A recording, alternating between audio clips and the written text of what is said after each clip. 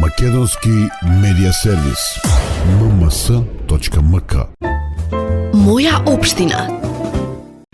Градоначалничек Царамандов, во текот на изминатите 40 на дена имавте прилика да се запознаете со работата во општината Гевгелија. Каква ситуација затекнавте? На што наидовте со самиот влез во општината? Најпрво дозволите ми да ве поздравам и да ви посекам топло добре дојде во Гевгелија и овде во локалната самоуправа. Со назначувањето, со превземувањето на функцијата градоначалник на 15 ноември се соочив со неколку проблеми кои што бара и те активности за решавање на истите. Наследив ни малку посакувана состојба со трошоците за уличното осветлување. Во месец септември приватниот добавувач Пауер го раскинал договорот на општина Гевгелија и во таа ситуација, во крајен случај, локалната самоуправа била принудена да се снабдува со струја од Евана Холм Македонија, со што цената од 4 денари киловат се зголемила за 18 денари од киловат, и во ова новонастаната ситуација, ако во текот на целата година сметките биле највисоки до 500.000 денари, во месец октомври, за месец октомври сметката за струја изнесуваше 2.900.000 денари, а сега за месец ноември 3.200.000 денари. Во делот на депонијата во општина Гевгелија исто така затекнав ситуација со која беше завршен тендерот за завршување во функцијата на градската депонија, а во исто време времената градска депонија, која што треба да биде кај Ново Коњско, не е ставена во функција и во изминатите 3-40 денови, значи ставени сме да ги обезбедиме сите услови за што побрзо после Нова година ја пуштиме во функција времената депонија со цел да почне да функционира.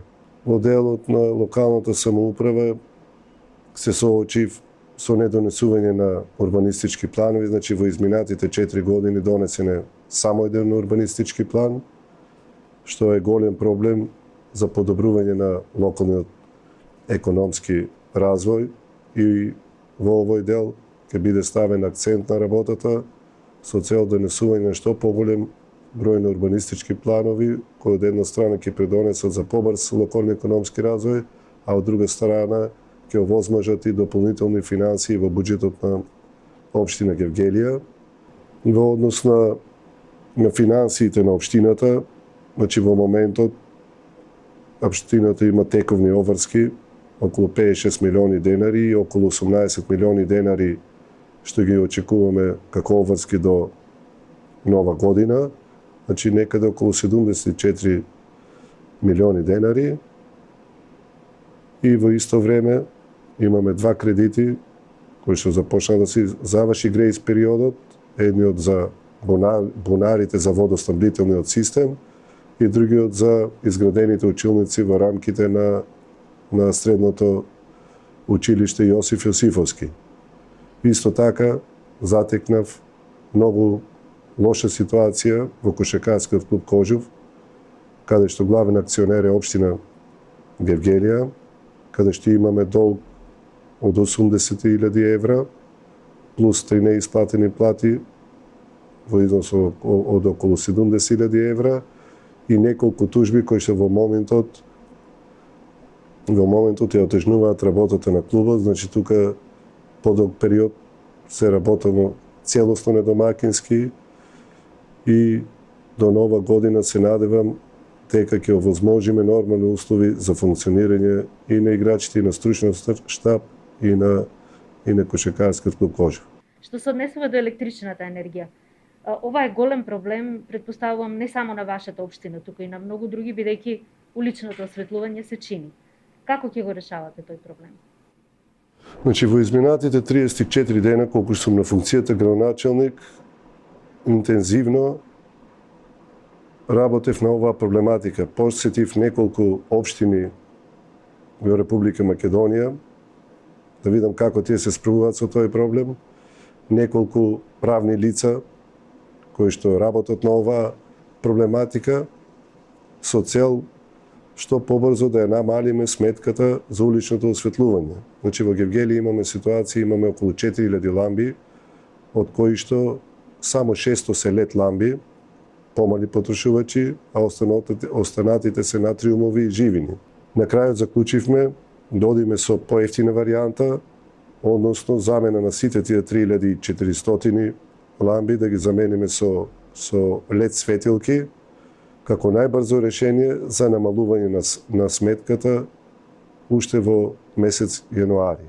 За да потоа во континуитет повторно почнеме да поставуваме лед ламби со арматури во догледно време кога и финансиите ќе ни го овозможат тоа. Во текот на изминатиот период сте работеле како всушност член на Советот, односно како советник. Тоа значи дека многу ви е добро позната работата на Советот. Каква соработка очекувате од советниците и Советот конкретно? Точно во изминатите 4 години бев дел од Советот на општина Гевгелија. Досега одржавме 3 седници покрај конститутивната седница. На претходната седница на Совет беше донесен и нацрт буџетот. И уште на првата седница им најавев на сите советници, без разлика на политичката определба, дека сите проекти кои што се прифатливи, кои што се издржени, ќе бидат прифатени од моја страна за доброто на граѓаните на општина Гевгелија. Значи, да не се враќаме на минатото, да немаме деструктивна политика, да работиме единствено само во интерес на нашите сограѓани. Каков е односот од советниците? Барем овие 3 седници може да се насети каква би можела да биде соработката со нив? Јас верувам дека ќе имаме одлична комуникација, транспарентност, отчетност и пак ќе кажам дека ќе направиме добри работи за нашата општина и за сите граѓани на општина Гевгелија. Така, некои од градоначалниците, кога се смени власта, кога дојдоа, старите проекти ги продолжија, дел одлучија да не ги продолжат. Каква е ситуацијата кај вас? Се што е добро, треба да се заврши. Тоа е моето мото. Тие неколку проекти, односно асфалтирање на улици што беа започнати од мојот претходник, ги завршив или се при крај. Не се согласувам кога има неиздржани проекти, а сега ќе споменам еден од југоисточен плански регион, стационарот, сега на следната седница на Совет, на сите совети во општините од југоисточен плански регион, има одлуки да се ликвидира јавното предпријатие, што требаше да ги заловува купчињата, стационарот во Струмица, затоа што нити е финански издржано, нити има функционалност. Значи, во тој дел такви проекти никош нема да прифатам. Се што е издржано, ќе го прифатам и ќе го завршам од мојот претходник. Така, најавивте дека ќе формирате нов сектор за туризам. Ставате акцент на домашниот туризам или можеби на гостите кои што ви доаѓаат од другата страна на границата? Видете, пандемијата покажа дека казинскиот туризам во такви услови не носи финанси во градот и од таа причина мора да бараме и алтернативни решенија за развојот на туризмот. Гевгелија е општина богата со природни ресурси. Тука поминува и автопатот е 75, тука поминува, имаме железнички сообраќај, коридорот 10. На југ граничиме со Република Грција, членка на Европската Унија, на 30 км до Ранското езеро. Тука е планината Кожув, имаме богатство со геотермални води и токму во таа насока акцент, односно еден од 4 столба во мојата програма за кампањата за локалните избори 2021 беше развој на туризмот и стратегија и искористување на сите туристички потенцијали во општина Гевгелија.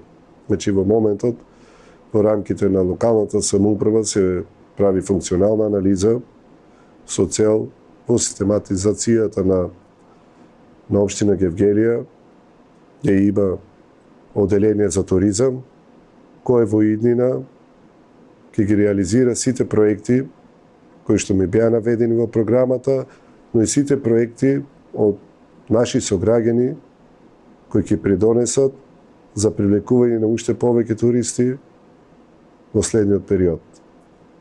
Гевгелија има планината Кожув, Гевгелија е богата со геотермални води, вниманието и проектите ќе бидат насочени во тој дел. Каде е тука приватниот сектор? Имате ли некаква идеја со јавно-приватно партнерство да остварите проекти кои што баш бија фатили геотермалната вода, Кожув можеби? Значи, во делот на планината Кожув, најпрво што планирам да направиме е урбанизација на селбата Коњско. Во моментот таму се извршуваат изведбени работи за изградба на браната Коњско. Доколку се одвиваат со оваа динамика, за една година браната ќе биде изградена, а некаде за 2 години и наполната со вода, за да не се доведеме во ситуација кога на останатите туристички локалитети на планината Кожув неплански се градеа викендици, куки. Од таа причина веднаш ќе започнеме со процес на урбанизација на цел тој дел, кој што после ќе придонесе за развој на целата планина, развој на планинскиот туризам, развој на ловниот туризам, развој на милитарниот туризам. Во делот на геотермалните води, значи потегот Смоквица Пардејци, има топли води со кои треба да се започне истражување, испитување и бушотини, да видиме што точно имаме таму, за да во иднина тие термални води се искористат за бајински туризам. Така. Со грците, со пограничниот туризам, какви се шансите за поблиска соработка со нив? Во тој дел, значи, Грција е членка на Европската Унија и има големо искуство со ИПАРД фондовите. Како што знаете, Европска Унија протежира регионален рамномерен развој. Од податоците кои ги имам, во последните 4 години локалната самоуправа реализирала само 2 проекти с погранична соработка. И тие започнати од пред тоа. Значи, тука ќе биде ставен посебен акцент со цел добивање на што повеќе проекти во иднина. Значи, даноците се тие, финансиите се тие на општините.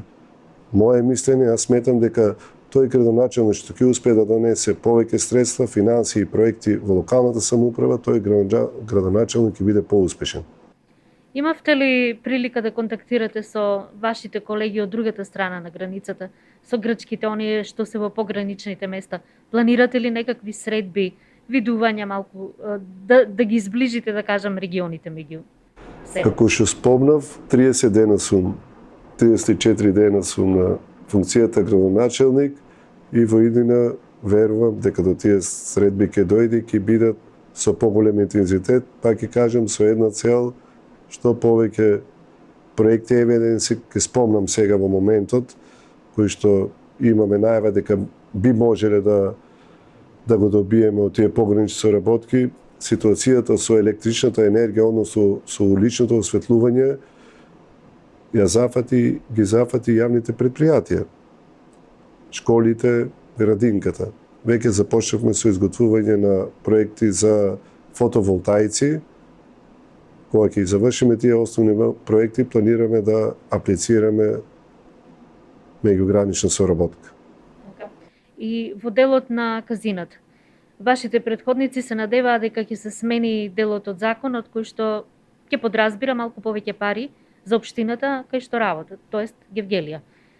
Очекувате ли дека брзо ќе успеете во тоа и дека барем дел од тие средства ќе завршуваат кај вас?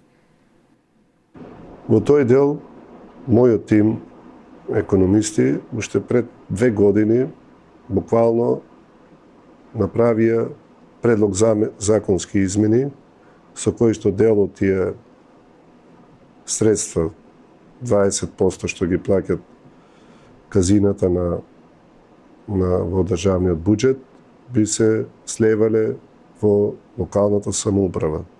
Тоа беше, како што спомнав, пред 2 години и тој проект нагласуваше тие пари да бидат наменски за делот на инфраструктурата на Гевгелија. Значи не да се трошат недомакински заплати и други трошоци, значи точно определени наменски пари во делот на инфраструктурата, за тоа што Гевгелија во нормални услови 1000 до 2000 грци дневно ја посетуваат, грчки државјани, за викенд, сабот и недела 3 до 4000, а во текот на летниот период пред короната имавме некаде од 700 до 800 ноќевања од српски туристи. За развој на туризмот потребни се средства, особено во делот на инфраструктурата, и верувам дека кога ќе се смени централната власт, а најавите се дека брзо ќе биде тоа, верувам дека тие законски измени ќе бидат донесени и тие средства локалната самоуправа ќе ги добива за инфраструктура. Моментално грците доаѓаат ли во Гевгелија, тоест во овој период? Има мала раздвижност, но далеко од нормалните услови кои беа пред пандемијата. Значи грчките државјани се крвотокот на гевгелијската економија. Голем дел од приходите на стопанствениците во општина Гевгелија зависат од овие гости. Се надевам на побрзо завршување на пандемијата со корона, за да може градот повторно нормално да функционира, а во меѓувреме, како што спомнав, ние да вложуваме и да обезбедуваме услови и за други видови на туризам. Што е тоа што планирате да го направите во текот на следната година, кој што не очекува со овој буџет кој што го имате? 2022 година, значи проектите на буџетот на општина, проекциите на буџетот на општина Гевгелија се некаде околу 214 милиони основен буџет, од кои што 35% се планирани за капитални расходи. Покрај замената на целото улично осветлување, планирано е пуштање во употреба на времената депонија кај село Ново Коњско, започнување на реализација на грантот од КАЕ банка и атмосферска канализација во градот Гевгелија, а потоа и обезбедување нов водоснабдителен систем во селото Богородица, во селото Негорци и во селото Пардејци. Планирано е започнување на доградба на детската градинка Сончо Гледи. Првично најавив, првичниот план беше изградба на нова детска градинка, но урбанистичкиот план во моментот не е готов, каде што таа требаше да биде изградена, затоа ќе се оди на оваа варијанта. Планирано е до изградба односно асфалтирање на 800 метри квадратни до село Ума, и има низа други помали проекти кои што сметаме дека ќе придонесат во 2022 да го подобрат квалитетот на животот на граѓаните од општина Гевгелија. Диаспората како се однесува во моментов кон општината? Видете, Гевгелија, за разлика од градовите во Источна Македонија, немаше многу диаспора. Значи, традиционално, жителите од Источна Македонија се иселуваа во западните земји. Во изминатите 3 години, околу 7-8% од населението во општина Гевгелија се iseli во западните земји, што е реален проблем, значи се работи за 1500 луѓе, и тој тренд ние ќе мора да го застанеме колку може. Значи етапно, полека, ситуацијата за прв пат после во овие 30 години независност се случи во Гевгелија да имаме поголема миграција. И за крај на ова интервју, според вас, каква општина, каков градоначалник може да очекуваат гевгеличани во наредните 4 години кои што ги почнавте? Како што најавив, само со многу работа ќе успееме да ја вратиме вербата на граѓаните, само со мотивирана и ефективна администрација ќе ги убедиме младите да не ни бегаат, само со овозможување на повеќе услови за локален економски развој и нови инвестиции ќе направиме просперитетна Гевгелија. Во мојата работа нема да се водам по начелата, фати го моментот, узурпирај се, вработи ги своите. Значи, ќе работам отчетно, транспарентно и во интерес на сите граѓани на општина Гевгелија. По што ќе бидете различни од вашите претходници?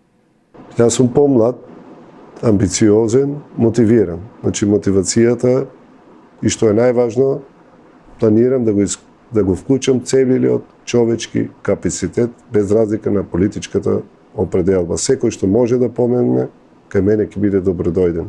Го најавив тоа пред кампањата, го најавив на првата седница на Совет и сега го повторувам. И тоа веќе се случува, а со идните решенија, па и кадровски, ќе може да се забележи квалитетот ќе има предност во мојата работа. Ви благодарам за вашето време. Благодарам и на вас. Моја општина. Македонски медиа сервис. mms.mk